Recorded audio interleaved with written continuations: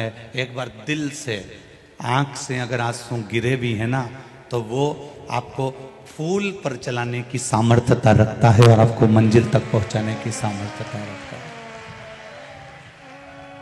आप उससे कहो, आप उससे निवेदन करो। दुर्योधन और अर्जुन दोनों के गुरु एक ही थे। जो अर्जुन के गुरु थे वो दुर्योधन के गुरु थे। जितनी विद्या अर्जुन को मिली उतनी विद्या दुर्योधन को मिली। दोनों के गुरु एक थे, पर जीत किसको मिली? दुर्योधन को कि अर्जुन को? बोलो, जम के बोलो। अर्जुन को जीत मिली।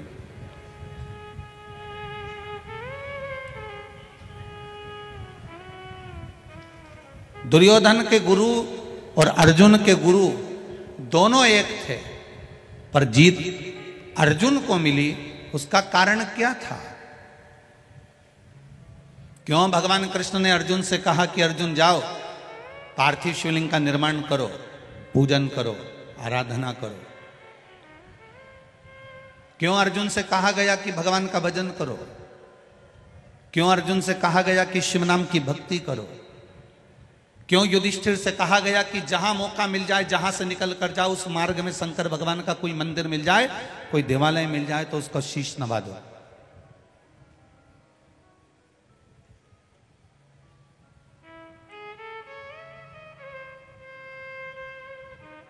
अर्जुन ने एक बार यह प्रश्न भगवान कृष्ण से भी करा कि मैं शिव जी की आराधना करने जाऊं, मैं शंकर जी की आराधना करने जाऊं तो शंकर जी की आराधना से मिलेगा क्या?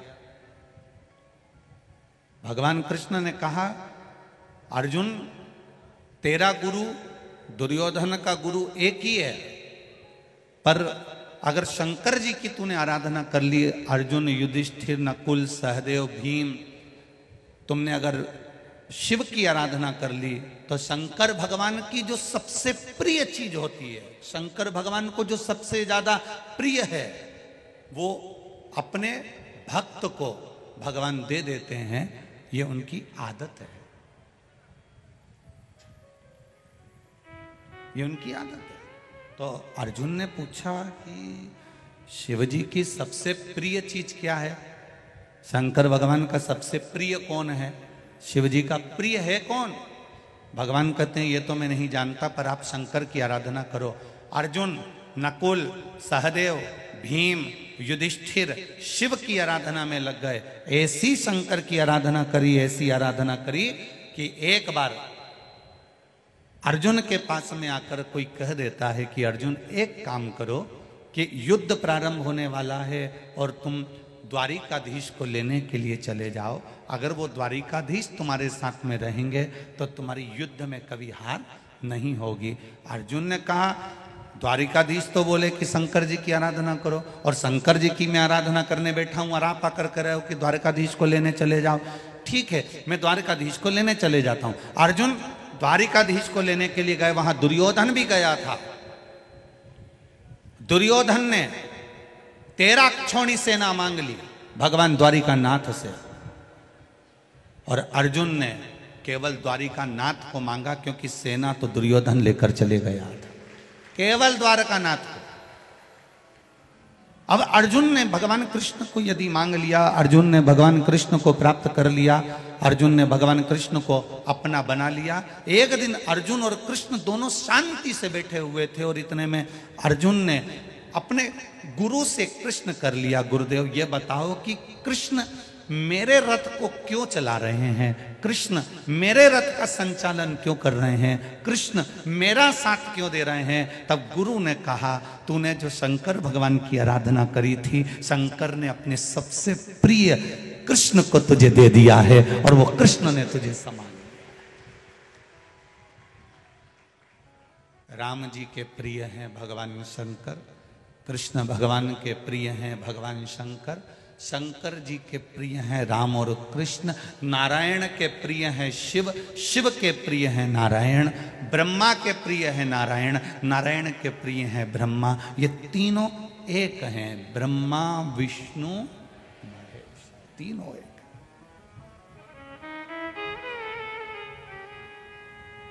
प्रणवक्षर के मध्यम यह तीनों ब्रह्मा विष्णु सदा जानते प्रणवक्षर के मध्य ओम अक्षर के मध्य यह तीनों एकार ओम हर हर हर महादेव श्वेतांबर पीतांबर बाघांबर भोले ये तीनों के वस्त्र अलग हो सकते हैं, तीनों का स्वरूप अलग हो सकता है, पर शिव पुराण कहती है ये तीनों कभी अलग नहीं हो सकते, ये तीनों एक ही रहते हैं, तीनों एक।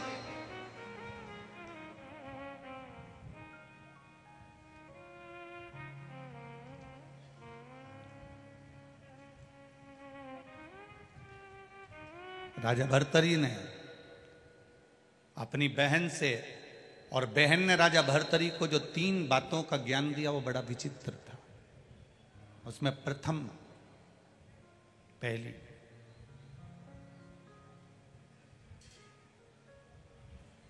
मैनावती राजा भर्तरी राजा विक्रमादित्य की बहन,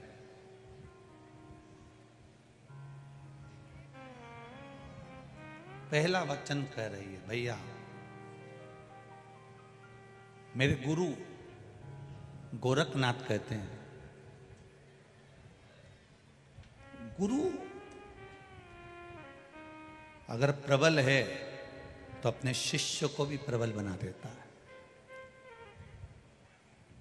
गुरु का मात्र संग, गुरु का मात्र सत्संग, गुरु के संग आप चल रहे हैं, गुरु के सत्संग में आप चल रहे हैं, कहीं ना कहीं आप शिव की आराधना में डूबे हुए हैं, भगवत भजन में डूबे हुए हैं, तो गुरु आपको इतना भिंगो देगा, इतना भिंगो देगा कि फिर आपका चित्त, आपका मन, आपकी बुद्धि, आपका मन कहीं दूसरी जगह जाएगा ही। गुरु अगर भिंगो दे, राजा भर्तरी जब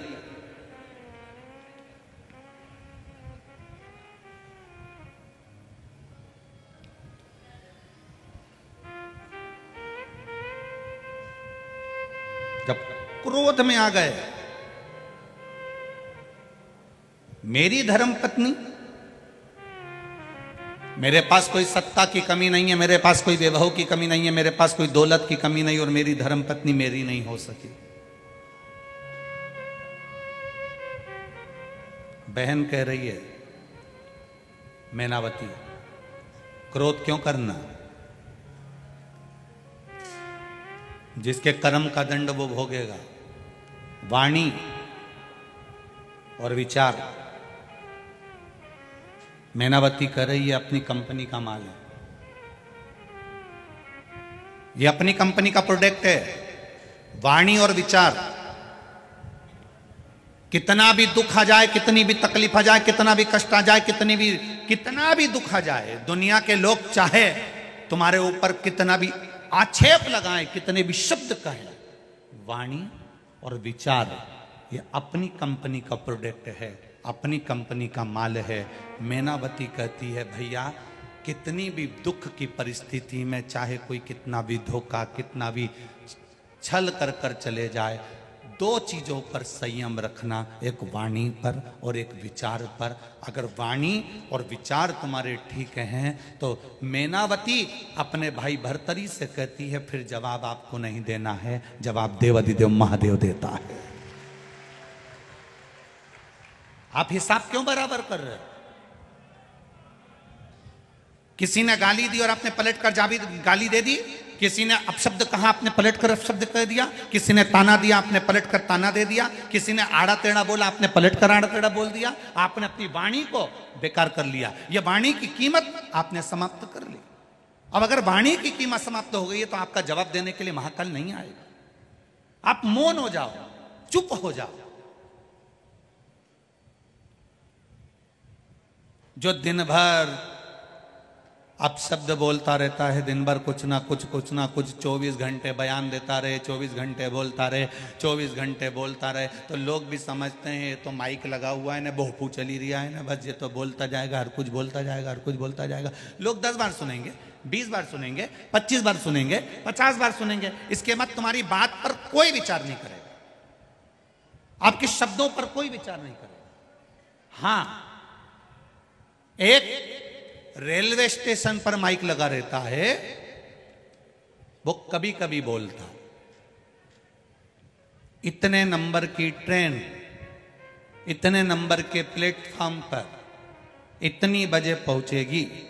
4-5 बार वो बोल देगी, 6 बार बोल देगी, 7 बार बोल देगी। उसके बाद तुम्हारा ट्रेन का नाम फिर वो बोलेगी नहीं, और तुम वो तख्ती जो टंगी हुई है जिस पर चल रहा है उसको देखोगे, फिर बार बार सोचोगे अब तो बोल ही नहीं रही है, अब तो बोल ही नहीं रही है, अब तो इसकी आवाज ही नहीं आ रही है। सब ट्रेनों का बोल रही है, मम्मी अपनी ट्रेन का नहीं बोल रही है।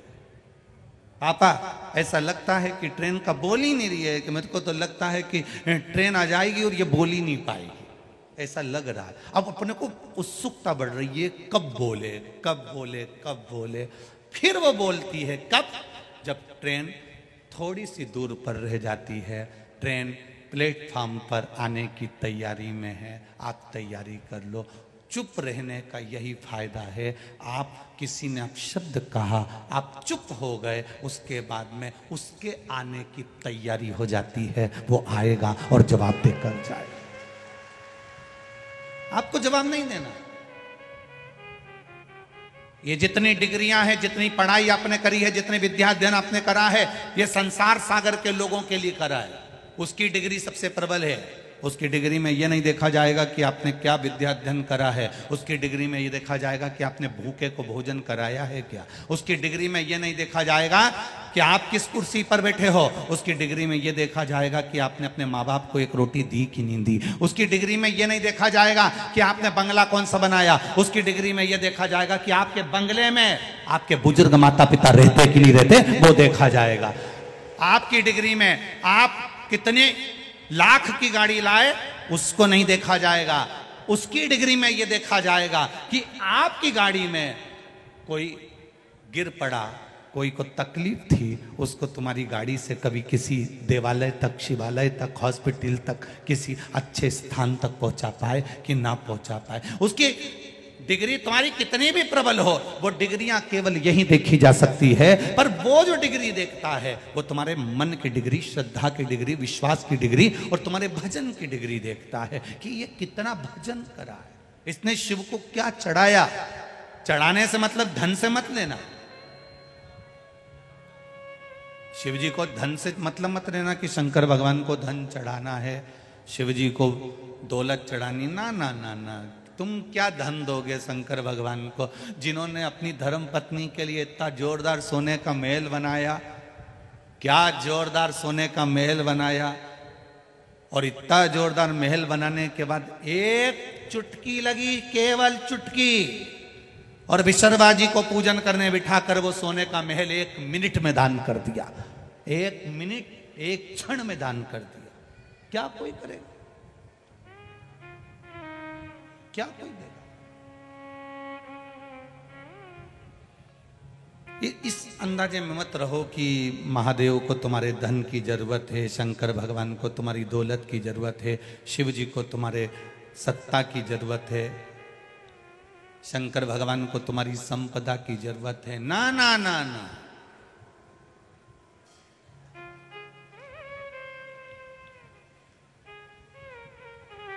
कुछ नहीं चाहिए।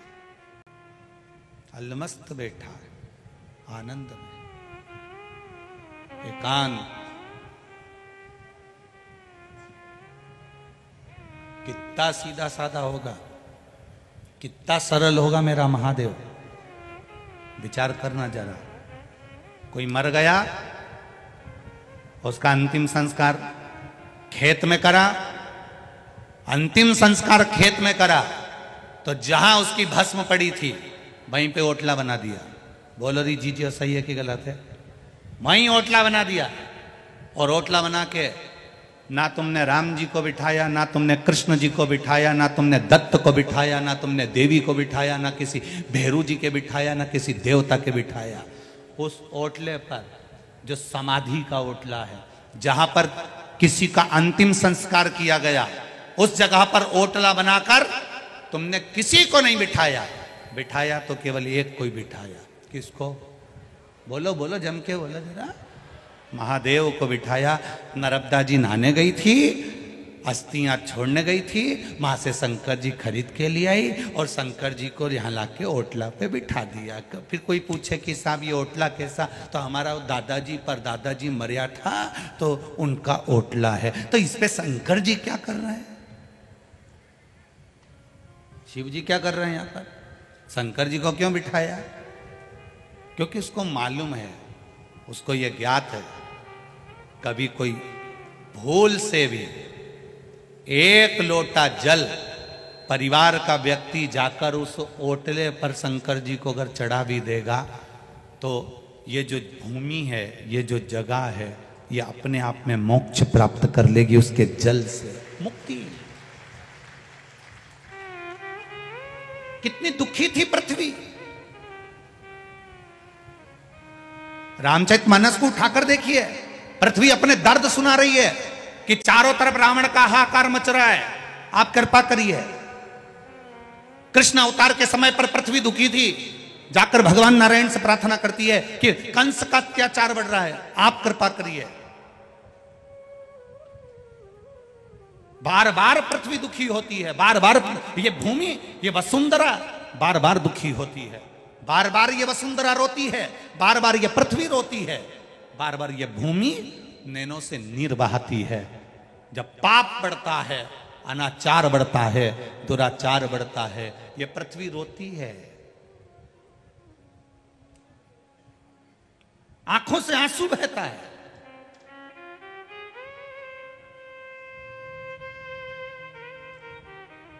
भगवान नारायण ने भगवान शिव जी के पास जाकर एक प्रार्थना करी, प्रभु एक बात बताओ, इस पृथ्वी के लिए कितनी बार अवतार लेना पड़ेगा? ये बार बार रोती है, इसको शांति कौन देगा? इसको शीतलता कौन देगा? इसको निर्मलता कौन देगा?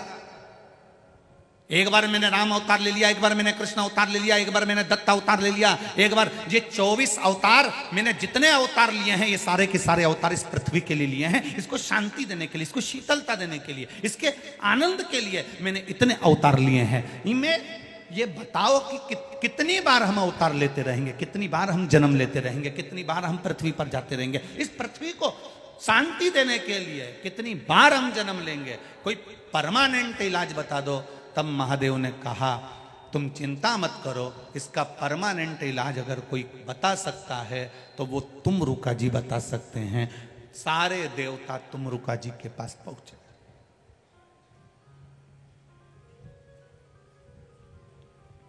ब्रह्म वैवर्त पुराण का ये चरित्र बड़ा सुंदर है।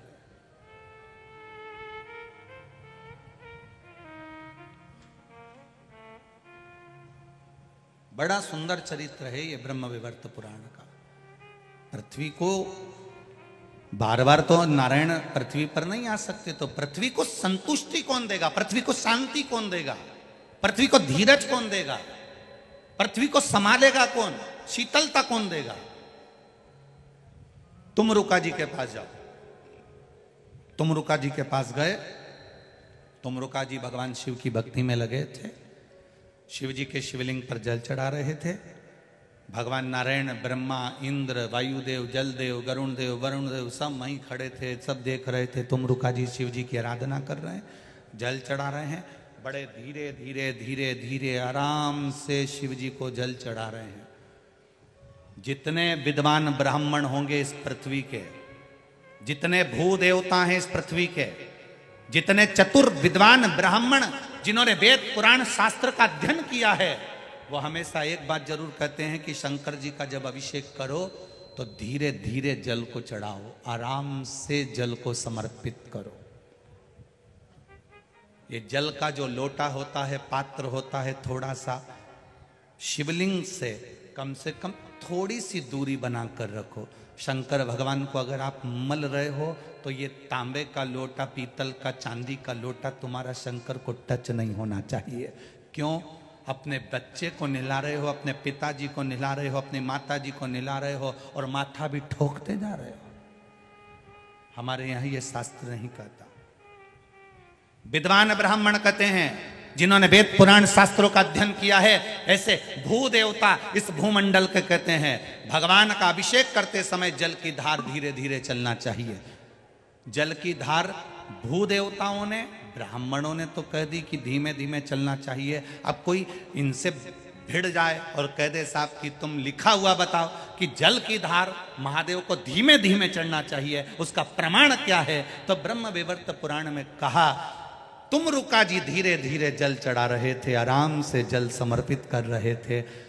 ब्रह्मा विष्णु आदि कादिक सब ने जब तुम रुका जी उठते से उनसे पूछा, तुम ये क्या कर रहे हो? जल तो जल्दी भी चढ़ा सकते हो, फिर तुमने धीरे धीरे क्यों चढ़ाया?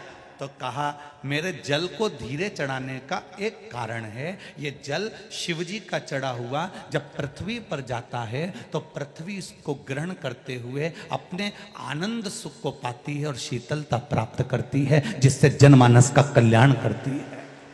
अब ब्रह्मा जी के प्रश्न का संशय मिट गया, भगवान विष्णु के प्रश्न का संशय मिट गया, अब इंद्र के प्रश्न का संशय मिट गया कि पृथ्वी को बार बार भगवान को अवतार लेने की जरूरत नहीं पड़ेगी, भगवान को बार बार पृथ्वी पर आने की जरूरत नहीं पड़ेगी। अगर संसार के लोग, पृथ्वी पर रहने वाला एक एक बच्चा शंकर के मंदिर में एक लोटा पानी चढ़ाना चालू कर दे तो पृथ्वी भी अपना खजाना खोलना चालू कर देगी।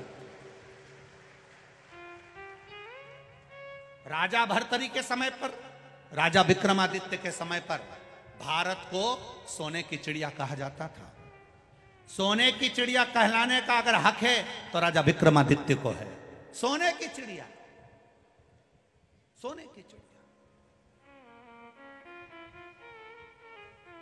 7,32,000 वैदिक गुरुकुल विद्यालय भारत की भूमि पर विक्रमादित्य के समय पर चालू हो चुके थे। वो तो जब गुरुकुल 7,32,000 गुरुकुल या भारत की भूमि पर संचालित हो रहे थे, तब ये जो स्कूलों ने, ये तो आपका इंग्लैंड में सबसे पहला स्कूल 1811 में बना था, 1811 में, और उसके पहले 7,32,000 गुरुकुल भारत की भूमि पर चल रहे थे। केवल स्कूल में और गुरुकुल में जमीन और आसमान का अंतर है। स्कूल आपको नौकर बनाना सिखाते हैं और गुरुकुल आपको राजा बनाना सिखाते हैं। स्कूल में और गुरुकुल में जमीन आसमान का अंतर है। स्कूल आपको नौकर बनाना सिखाएंगे, इंजीनियर बन जाओगे तो कहीं नौकरी मिल जाएगी, अच्छी कंपनी में जॉब करोगे, अच्छी कंपनी में सर्विस करोगे। स्कूल वाले ये कभी नहीं कहते कि अपनी कंपनी डालने का प्रयास करना, पर गुरुकुल में गुरु कहता है अगर तू विद्वान बन गया तो तेरी खुद की कंपनियां चलेगी, तेरे साथ महादेव साथ चलेगा। स्कूल में और गुरुकुल में जमीन और आसमान का अंतर है। स्कूल में पढ़ाया जाता है कि तुम अगर पढ़ लोगे तो कहीं ना कहीं, तुम भी कहती हो, जितनी माताएं बैठी हैं इनसे पूछो अपने छोरा छोरी को एक ही बात कि अच्छा पढ़ ले तो कहीं नौकरी मिल जाएगी। मतलब तुम भी चाहते हो कि तुम्हारा छोरा कहीं नौकरी करे, कहीं नौकरी करे, कहीं नौकरी करे, कहीं नौकरी करे। मतलब वो दुनिया भर की, इंग्लैंड में स्कूल इसलिए चालू करे गए कि भारत के लोगों को गुलाम बनाना था अपनी कंपनी में, अपनी प्रॉपर्टी में, अपनी जमीन पर, और उन्होंने करा। भारत के लोग जाकर आज भी उनकी गुलामी कर रहे हैं, आज भी नौकरी कर रहे हैं। अगर इतने पढ़ लिख गए थे, इतने विद्वान हो गए थे तो भारत के नवयुवक बच्चों को प्रेरणा देते और कंपनी यहां खोलकर उनको आगे बढ़ाने का प्रयास करते। विदेश भागते। राजा विक्रमादित्य ने यह कुछ नहीं करा। राजा विक्रमादित्य ने, जरा विचार करिएगा, 25 राजा विक्रमादित्य जब सिंहासन पर बैठे उसके पहले के 25 वर्ष में सनातन धर्म शून्य पर आ गया था। उठाकर देखिए जरा, राजा विक्रमादित्य जब अपने सिंहासन पर बैठे उसके पहले के 25 वर्ष, उसके पहले के 25 वर्ष सनातन धर्म को शून्य कर दिया गया था। शून्य। सनातन धर्म नीचे दबता गया, दबता गया, दबता गया। रामायण, भागवत, गीता, वेद, पुराण, ये मेरी उज्जैनी का, अवंतिका का इतिहास कहता है। पूरे भारत की भूमि पे से रामायण, भागवत, गीता, वेद, पुराण सबको छुपा दिया गया। ऐसी जगह छुपाया कि किसी के जिंदगी में जीवन भर मरते मर जाता तो ना रामायण ढूंढ पाता, ना वेद ढूंढ पाता, ना पुराण ढूंढ पाता। जो पुराण तुम सुन रहे हो ये भी नहीं मिल पाती। सारे वेद, सारे पुराण, सारे शास्त्र, महाभारत, रामायण, गीता, ये सब कुछ 25 वर्ष के अंदर, जब तक राजा विक्रमादित्य कुर्सी पर, सिंहासन पर नहीं बैठे, उसके पहले के 25 वर्ष में सबको छुपा दिया। ऐसा छुपाया, ऐसा छुपाया कि राजा भर्तरी भी नहीं ढूंढ पाए थे, उनके पिता भी नहीं ढूंढ पाए थे। जब राजा विक्रमादित्य भर्तरी के जाने के बाद सिंहासन पर बैठे तो उन्होंने पहला काम करा, एक ही चीज करी कि सबसे पहले महाभारत, रामायण, गीता, वेद और पुराण कहाँ छुपे हैं उसको ढूंढा जाए। पृथ्वी को उखेड़ दिया, एक एक जहां जहां पर्दे आदि आदि लगे थे, जितने जितने जो जो बने हुए थे सबको तोड़कर उन्होंने वो वेद, पुराण, गीता, रामायण, शास्त्रों को निकाला और निकालकर विद्वान ब्राह्मणों के हाथ में दे दिया, तुम पढ़ो। पढ़ने के बाद इसका प्रचार पूरे ब्रह्मांड में करो। आज वापिस सनातन धर्म अगर भारत गौरव के शिखर पर चढ़ा है तो राजा विक्रमादित्य के कहने पर चढ़ा। आज दुनिया के लोग कहते हैं हम रामायण के वक्ता, कोई कहे हम भागवत के वक्ता, कोई कहे हम शिव पुराण के वक्ता, कोई कहे हम गीता के वक्ता। विक्रमादित्य, राजा विक्रमादित्य को धन्यवाद देना चाहिए। अवंतिका की भूमि पर रेलवे स्टेशन पर शीश नवाओ तो सबसे पहले राजा विक्रमादित्य को धन्यवाद देना कि तुमने भारत की स्थापना वापिस कर दी है। राजा विक्रमादित्य को धन्यवाद देना। अवंतिकापुरी में जितनी पाठशालाएं चले उन पाठशालाओं में एक पुस्तक राजा विक्रमादित्य की भी चलना चाहिए, जिसने इस अवंतिका का निर्माण नहीं पूरे भारत को सनातन धर्म का निर्माण करा है। ये कोई सहज है राजा विक्रमादित्य? बस उसकी 2-3 कहानी सुना दी, 32 की कहानी सुना दी और सिंहासन की कहानी सुना दी। उसके गौरव की कहानी कौन सुनाएगा? उसके इतिहास को कौन जानेगा? उसको पहचान जो चलता था तो काल अधिपति के शिखर को देखकर चलता था। रानी कहती थी मंदाला, स्वामी आप बार बार महाकाल के शिखर को क्यों देखते हो? रानी से राजा एक ही बात कहता था, एक दिन मुझे भारत को उसी शिखर तक पहुंचाना है, उसी शिखर तक, उसी शिखर तक। पूरी दुनिया के शिखर देखना और एक बार मेरे महाकाल राजा का शिखर देखना। पूरी दुनिया के शिखर में केवल शिखर नजर आएगा, पर मेरे महाकाल के शिखर में एक गोल चक्र, उसमें किरणें निकलती हुई नजर आएगी, क्योंकि महाकाल के शिखर को राजा विक्रमादित्य ने कहा था मेरे भारत को शिखर तक पहुंचाना है और सूर्य की किरण जैसी फैलाना है। इसलिए आज भी महाकाल पर सूर्य की किरण का शिखर चढ़ा है।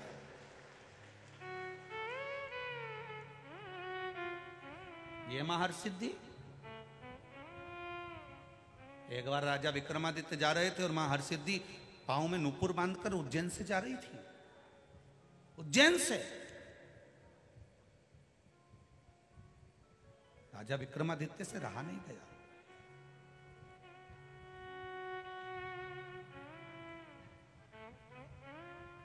रहा नहीं गया राजा विक्रमादित्य से और पूछ लिया,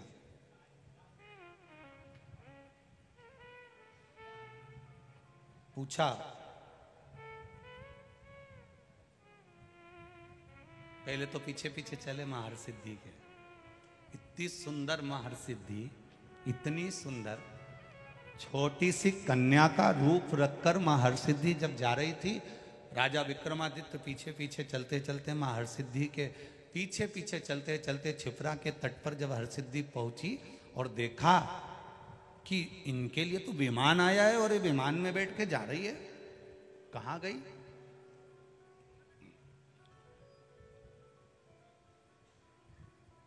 रोका,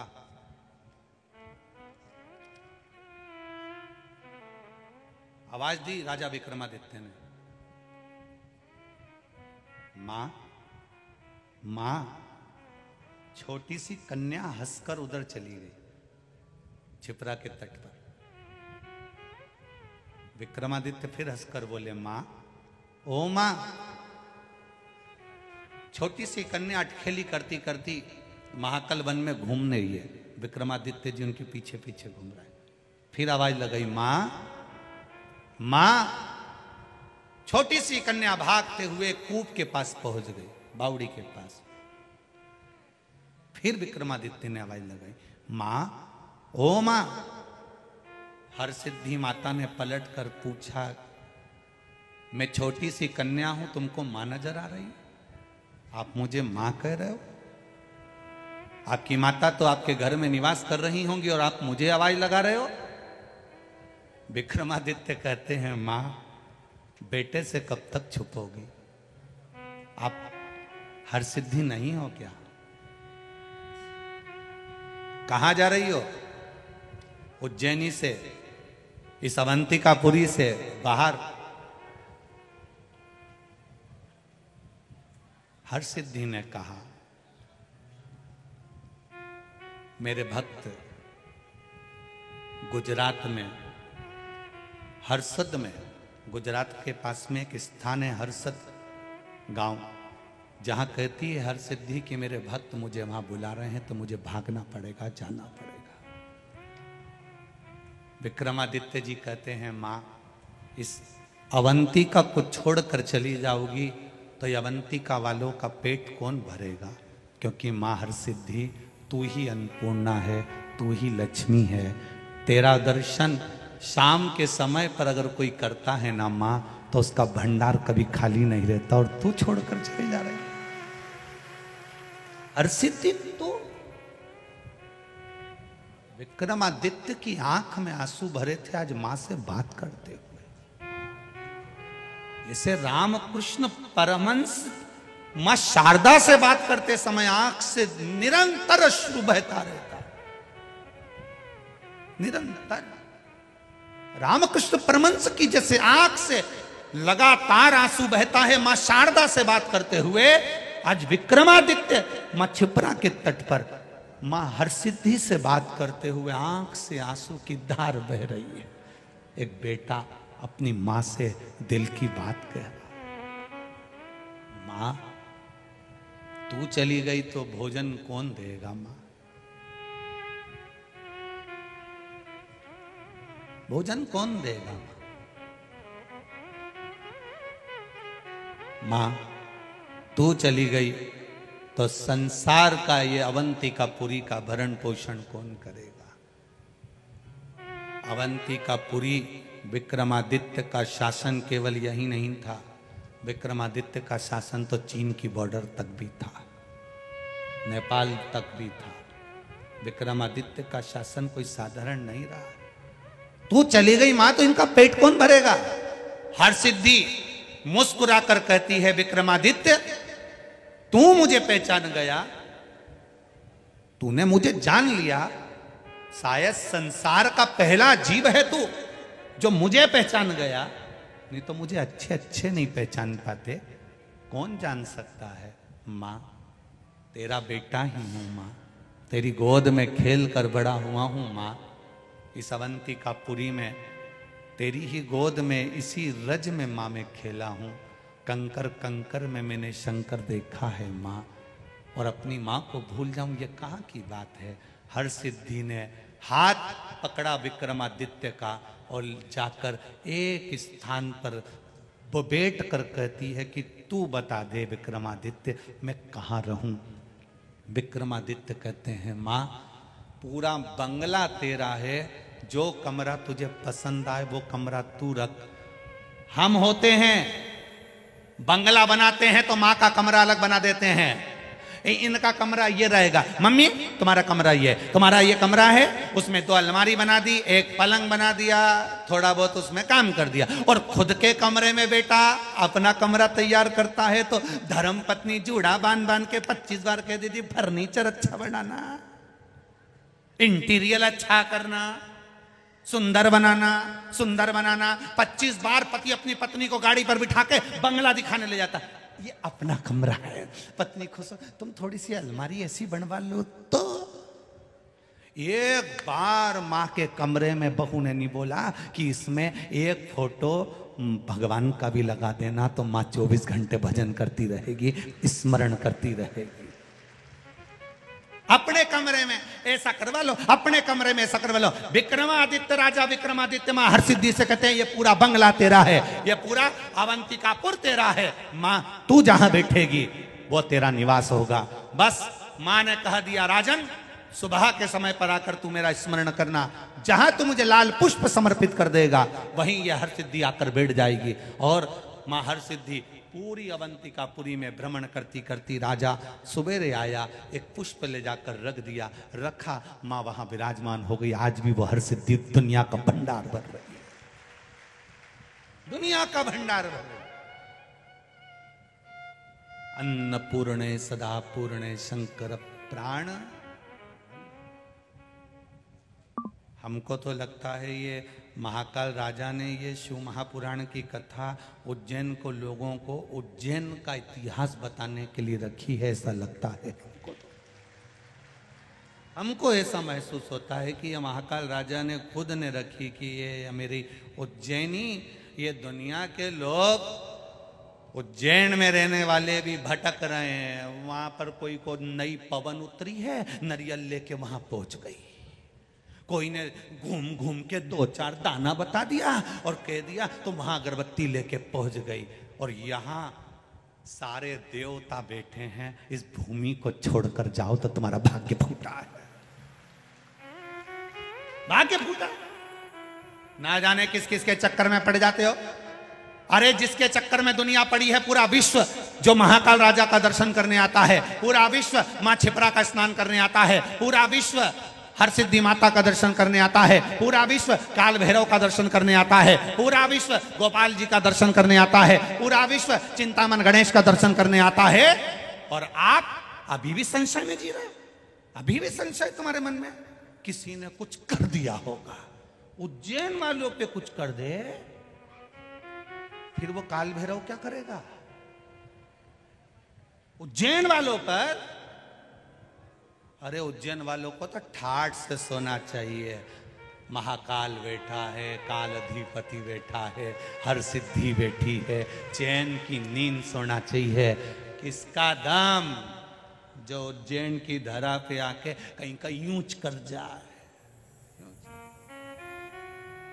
स्केल इसकी सामर्थ्यता, किसकी सामर्थ्य? महाराज वो करता,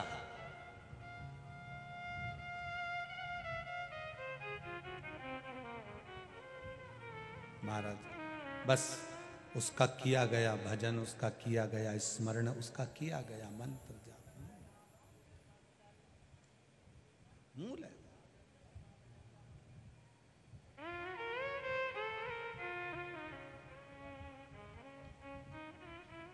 सुन भोले त्रिपुरारी द्वार तेरे आया।